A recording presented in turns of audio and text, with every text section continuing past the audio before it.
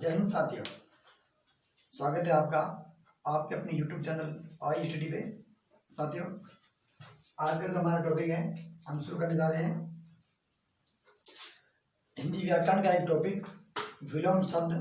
साथियों, वैसे ये टॉपिक एक रटने का टॉपिक है और हम इसको रट कर याद करते हैं वैसे, और सामान्य इतना हार्ड टॉपिक है नहीं, सरल टॉपिक ही है। लेकिन वर्तमान में जो प्रतियोगी परीक्षाओं के अंदर जिस तरह के सवाल आते हैं, कुछ शब्द जो है स्टैंडर्ड लेवल के पूछे जाते हैं और वो शब्द मैं कुछ लेके आया हूँ आपके सामने।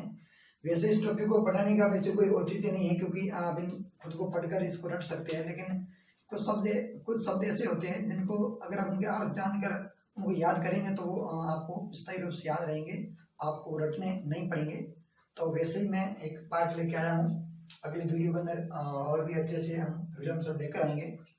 और अभी अपन शुरू करते हैं क्लास, और आपको प्रत्येक शब्द का अर्थ बताकर इन वीडियो में शब्द को हम पूरा करेंगे ताकि आपको लंबे समय तक याद रहे। बाकी तो किताबों में दे रखे हैं जो सामान्य रूप से जो होते हैं वो आप याद करते ही है और उनसे याद कर भी सकते हैं, लेकिन जो कुछ महत्वपूर्ण है, ठीक है, जो भी रहेंगे, ये फर्स्ट वीडियो है, इसके बाद जो भी अच्छे लगेंगे मेरे हिसाब से मुझे लगेगा वाकई में, और उससे आपकी शब्दकोश भी बढ़ेगा और शब्दों की अच्छी पकड़ भी होगी और आपको पता भी चलेगा। और पढ़ने के लिए हिंदी लैंग्वेज जितनी सीखी जाए अच्छी है। तो शुरू करते हैं आज हमारा ये टॉपिक। सबसे पहले विलोम शब्द का पहला पार्ट है। पहला जो शब्द आपके सामने है वो है विषयी। विषयी का जो विलोम शब्द होता है वो होता है जितेंद्रिय। साथियों, विषय शब्द का अर्थ होता है कि ऐसा इंसान जो इस दुनिया के अंदर मोह माया में खोया हुआ इंसान, काम वासना में खोया हुआ इंसान, जिसे विषयी इंसान कहते हैं। और जितेंद्रिय का अर्थ होता है जिसने अपनी इंद्रियों को जीत लिया हो, अपने इंद्रियों पर जिसका संयम हो, वो इंसान जितेंद्रिय कहलाता है। जो अपना एक आध्यात्मिक जीवन जीता है, बिल्कुल एक आदर्श जीवन जीता है, उसे जितेंद्रिय कह सकते हैं, इंसान को जिसने इंद्रियों को जीत लिया हो। तो इस तरह से इन शब्दों को अर्थ आपको पता होना चाहिए कि उसका मतलब क्या होता है। अगला शब्द है, सेकंड नंबर शब्द है अभिज्ञ, जिसका विलोम शब्द होता है अनभिज्ञ। अभिज्ञ का अर्थ होता है, अभिज्ञ का जो अर्थ होता है वो होता है जो अनभिज्ञ जो नहीं जानता, और अभिज्ञ मतलब होता है जानकार, है ना। मतलब अनभिज्ञ को आप ये नहीं कह सकते कि मतलब वो मूर्ख है, मूर्ख नहीं। मतलब आप अगर किसी विषय के बारे में आपको जानकारी नहीं है तो आप ये कह सकते हैं कि मैं इस मामले में या इस विषय के बारे में अनभिज्ञ हूँ। अनभिज्ञ का मतलब है अनजान, आप जिसके बारे में नहीं जानते। और अभिज्ञ का मतलब होता है जानकार, ठीक है ना। वैसे कई बार लोग इसका अनभिज्ञ का मतलब मूर्ख निकालते हैं, मूर्ख नहीं होता है, जानकार, और इसका मतलब होता है जिसकी जानकारी नहीं है, अनजान, है ना, ये अर्थ होता है। अगला विलोम शब्द है आपके लिए उन्मुख, उसका होता है विमुख, है ना। उन्मुख का मतलब होता है मेरे मुख के सामने, मतलब प्रत्यक्ष रूप से जो मेरे सामने है ना, उन्मुख। विमुख का मतलब होता है जो मेरे पीछे, है ना, मेरे सामने नहीं, है ना। तो इसका अर्थ ये होता है, उन्मुख का मतलब होता है मुख के सामने, मेरे प्रत्यक्ष रूप से जो मेरे सामने है वो विमुख, यानी जो मेरे सामने नहीं है ना, अवश्य रूप से। और अगला जो शब्द है वो है अवनी, जिसका होता है अंबर। ये पर्यायवाची है अवनी, पृथ्वी का, अंबर यानी आकाश। तो आपको पता होना चाहिए अवनी का अंबर होता है, क्योंकि जिस तरह का शब्द आता है ना उसका पर्यायवाची भी उसी तरह का शब्द होना चाहिए। मतलब एक स्टैंडर्ड लेवल का अगर शब्द गुच्छा, अच्छा कोई तत्सम शब्द गुच्छा है ना, तो वैसा ही होना चाहिए उसके लायक, तभी वो विलोम शब्द सही होगा आपका। वरना आप उसको गलत कर सकते हैं। सामान्य टॉपिक होते हुए इसको आप कई बार गलत कर लेते हैं। तो कुछ अच्छे अच्छे हैं जो एग्जाम में पूछे भी गए हैं और इस तरह के आते भी है ना। तो एक सीरीज मैंने शुरू करी, इसे सबसे आगे बढ़ते रहेंगे अपन। अगला शब्द जो है वो है शिरोमणि, जिसका होता है चरण धुली।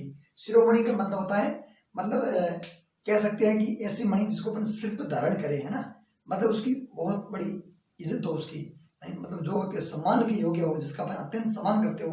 तो शिरोमणि भगवान के लिए यूज किया जाता है, ठीक है ना, बड़े बड़े संतों के लिए यूज किया जाता है शिरोमणि। और चरण धूलि का मतलब होता है चरणों की धूल, जिसकी औकात चरणों की धूल के समान भी ना हो, जो वैसा उसका उल्टा हो जाएगा। और शिरोमणि का मतलब हो जाएगा एक आदर्श रूप से जिसका अपन जिसको सौहार्द रूप से ऊपर रखते हैं, शिरोमणि, और उसका हो जाएगा चरण धूलि। अगला जो शब्द है आडंबर, जिसका हो जाएगा सादगी। आडंबर का मतलब होता है तड़क भड़क रूप से ऐसे दिखावा करने वाला इंसान, या किसी मामले के अंदर बड़ा ही अलग, अपने आप को अलग तरीके से बदलने वाला, हमेशा ही तड़क भड़क से रहने वाला। और सादगी का मतलब होता है सिंपल, जैसे महात्मा गांधी जी तो एक सिंपल जिंदगी सादगी जीते थे, तो सादा जीवन उनसे विचार, तो सादगी इसका उल्टा हो जाएगा आडंबर का। दाता का सुम होता है, दाता का वैसे मतलब होता है देने वाला, यानी देने वाला राजा हो सकता है या कोई बड़ा इंसान हो सकता है, देने वाला भगवान भी हो सकता है ना। तो दाता का सुम होता है, सुम का मतलब वैसे होता है गरीब इंसान होता है ना, निर्धन जो होता है उन्हें सुम कहते हैं, तो दाता का सुम हो जाएगा, उल्टा हो जाएगा। तो आप समझ सकते हैं इस तरह। अगला शब्द जो है वो है राका का होता है कुहू।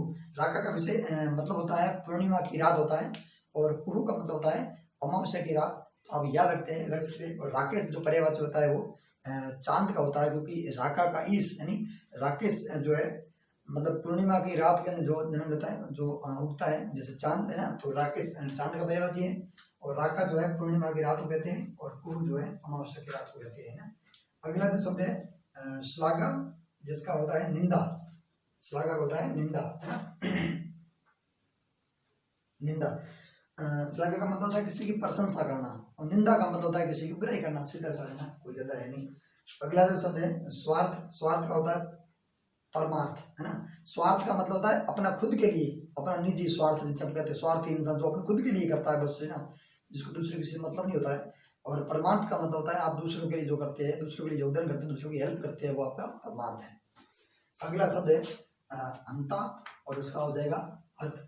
हंता का मतलब होता है हत्या करने वाला। जैसे बात करें मारवाड़ के अंदर, तो जैसे मालदेव हुए पितृहंता, उन्होंने अपने पिता गंगा की हत्या की थी, तो वो पितृहंता कहलाए है ना।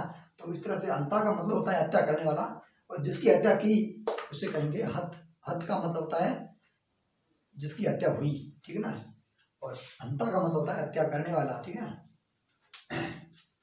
अगला जो शब्द है प्रदोष। प्रदोष का होता है प्रत्युष है ना। और दूसरा शब्द जो है ये रात्रि का पर्यायवाची है, और प्रदोष का मतलब होता है रात्रि का प्रथम पहर जो है उसे प्रदोष कहते हैं। जब रात्रि का प्रथम पहर होता है वो प्रदोष कहते हैं। और उषा, उषा का मतलब होता है सुबह का जो काल होता है उसे उषा कहते हैं। तो प्रत्युष का मतलब होता है एक सुबह का एक हिस्सा, सुबह का होता है उसका एक पार्ट, यानी सुबह का पहला पार्ट कह सकते हैं, उसका एक हिस्सा, जैसे प्रत्युष है ना। तो इसका उल्टा हो जाएगा ये शब्द। अगला जो शब्द है कोलाहल, जिसका जो होता है कोलाहल का होता है नीरवता। तो यहाँ पर शब्द है रव। रव शब्द का मतलब होता है ध्वनि है ना, आवाज। तो नीरवता का मतलब होता है बिना आवाज के है ना। और कोलाहल का मतलब होता है शोरगुल है ना, हल्ला हो हल्ला, ये कोलाहल का मतलब होता है वो हल्ला है ना, या चहल पहल कह सकते हैं। और नीरवता का मतलब होता है बिल्कुल शांत रूप से एकदम। अगला जो शब्द है चिरंतन, और उसका होता है तात्कालिक। चिरंतन का मतलब होता है चिरंजीव भव, नहीं कहते, मतलब होता है लंबी उम्र तक जिए चिरंजीव। और चिरंतन का मतलब तो लंबे समय से चला आ रहा है ना, उसका हो जाएगा तात्कालिक। तात्कालिक मतलब होता है तत्काल रूप से, जो वर्तमान में अभी चल रहा है ना। तात्कालिक जो है ना, जो हाल ही में जो घटित हुआ या हाल ही में जो मामला हुआ है, दुर्घटना हुई या कुछ काम हुआ, वो तात्कालिक हो गई है। चिरंतन है जो लंबे समय से, पुराने समय से जो है पुरानी घटना घटना हो, ठीक है। अगला जो एवलम शब्द है वो है शांत। शांत का होता है अनंत। शांत के अंदर आप देख लीजिए एक शब्द है स प्लस अंत, यानी अंत सहित है ना, अंत सहित। और अगला शब्द है अनंत। अंत नहीं है जिसका कोई अंत है ना। तो शांत का अंदर जिसका अंत सहित, और अनंत का मतलब है अनंत, यानी नहीं है जिसका कोई अंत। तो इसका ये पर्यायवाची उल्टा हो जाएगा सीधा। कई बार शब्द का समझाते वो ये शांत का अशांत कर देता है, लेकिन वो नहीं होता, गलत होता है, ठीक है ना, ये बिल्कुल सही रहेगा।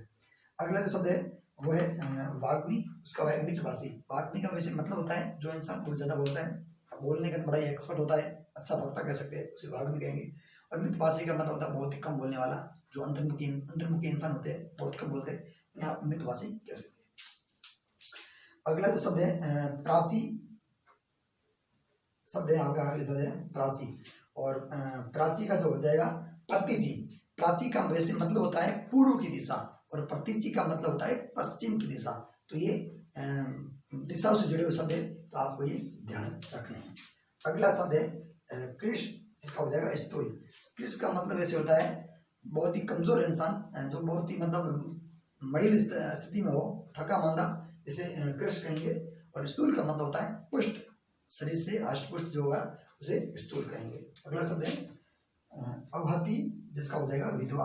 अवहति शब्द का जो अर्थ होता है वो होता है जिसका पति जिंदा हो, है ना, अवहति। सदवा कह सकते हैं अपन, सदवा कोई शब्द अवहति आता है जिसका पति जिंदा हो। और उसका उल्टा हो जाएगा विधवा, जिसका पति मर गया। अगला शब्द है उत्मंड, और उत्मंड का हो जाएगा अधमंड। उत्मंड का मतलब होता है जिसने अपना ऋण चुका दिया हो, कर्जा चुका दिया हो, कर्जा जो अपना कर्ज था वो वितरित किया हो उसने, उसे उत्मंड कहेंगे। अधमंड का मतलब होता है जिसके ऊपर कर्जा हो, जो किसी का ऋणी हो, उसे अधमंड हम कहेंगे। इस तरह से ये अपने एक सीक्वेंस आपको मैंने समझाया। कैसा लगा आपको वीडियो ये जरूर बताइएगा आप ये, और कोशिश रहेगी अगले वीडियो के अंदर आपको एक अच्छी दे पाऊँ मैं आपको अगले वीडियो, और अच्छे से वीडियो सब और मैं ढूंढ के लेके आऊँगा, जिससे आपका नॉलेज बढ़ेगा। वैसे जो सामान्य शब्द होते हैं वो किताबें मिलते हैं और वहाँ से आप पढ़ते भी हैं, ठीक है ना, तो वहाँ से पढ़ लीजिएगा। और कुछ अच्छे शब्द जो आपके वोकेब में काम आएंगे, और वैसे विलोम शब्दों वैसे हम पढ़ रहे हैं, लेकिन ये शब्द कहीं जो आपकी जानकारी के लिए अच्छे शब्द हैं, इससे ऐसे शब्द मैं और लेके आऊँगा। तो मिलते हैं अगले वीडियो के अंदर। जय हिंद।